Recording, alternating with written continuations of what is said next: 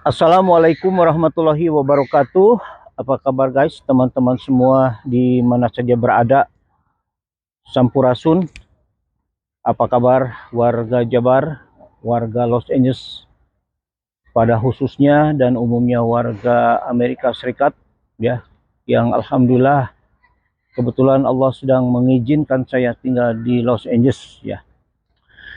Oke, untuk video kali ini di sore hari ya, mulai 21 jam lagi ini mau maghrib ya, on the way pulang ke rumah.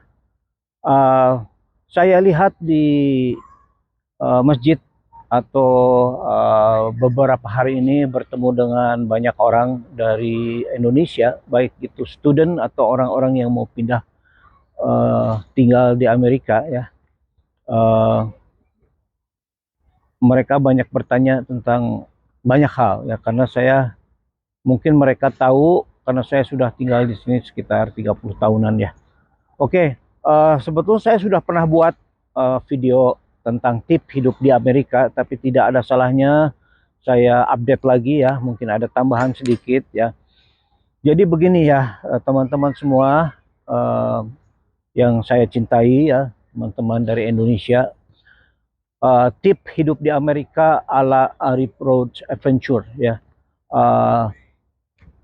Sebagai seorang muslim ya, tapi tidak apa-apa walaupun Anda tidak seorang muslim ya, bisa menyimak juga ya. Jadi tips hidup di Amerika ala saya pribadi, pengalaman saya tinggal di Amerika ya, plus saya sebagai seorang muslim ya. Satu ya, bila ingin merantau ya, umumnya di mana saja Anda merantau, khususnya di Amerika ini ya, apapun alasannya, pertama kali kalau Anda seorang muslim, niatkan karena Allah Ta'ala ya. Karena Allah Ta'ala saya niat hijrah ke Amerika untuk tinggal atau sekolah ya, berpindah dari satu tempat ke tempat yang lain demi menjaga agama dan keselamatan ya, agar setiap langkah kita ini selalu diberkahi oleh Allah Subhanahu wa Ta'ala ya. Kemudian yang berikutnya tadi berapa? 1, 2, 3 ya. Punya misi ya, dan percaya diri ya. Jangan malas-malasan ya. Di Amerika ini boleh malas-malasan setelah kita bekerja keras ya. Kemudian 1, 2, 3, 4 ya. Yang keempat, tolonglah ya, pandai-pandailah Anda bergaul ya dengan orang bule dan juga dengan orang-orang komunitas Indonesia juga ya. Kemudian kelima, jangan lupa sholat 5 waktu, dan juga jangan tinggalkan Jumatan kalau bisa ya. Ya, saya pun setelah beberapa tahun baru bisa rutin bisa Jumatan ya. Terutama bagi laki-laki, walaupun di sini wanita juga dipersilakan untuk bisa sholat Jumat ya. Dan kalau bisa carilah tempat tinggal yang dekat masjid ya, kalau bisa ya. Kemudian yang keenam, mandiri ya. Mandiri tapi juga pandai bersosialisasi ya. Kemudian yang ketujuh ya, fisik kita juga harus dijaga ya, dengan olahraga ya. Paling murah itu ya jogging ya, jalan kaki ya. Itu untuk fisik, dan untuk mental, untuk rohani sebagai seorang muslim kita bisa berzikir, bisa membaca Al-Qur'an, bisa ke masjid untuk tafakur atau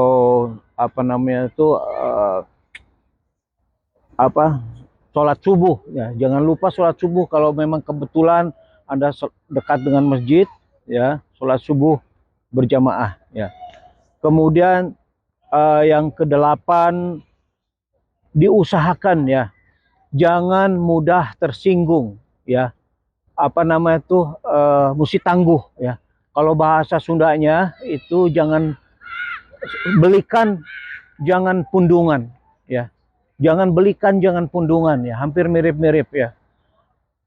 Apa tuh istilahnya, memang sulit ya, bagi saya sendiri itu sulit ya untuk tidak mudah tersinggung, tapi usahakan hindari perselisihan guys ya. Dan hindari sesuatu atau apa saja yang berhubungan dengan hukum di Los Angeles atau di Amerika ini ya. Hindari ya. Walaupun Anda benar, kalau Anda teruskan bisa physically, bisa berantem misalnya begitu, atau bermusuhan terus-terusan gitu ya. Lebih baik kita minta maaf, hindari perselisihan guys ya. Berat sekali memang, saya mengalami itu ya. Kemudian kita ya mesti sabar ya, mesti sabar ya. Berarti juga kita harus mampu untuk menahan diri dari amarah ya, dari kesedihan, dari segala bentuk kesulitan, dengan penuh keyakinan kepada Allah Subhanahu wa taala ya.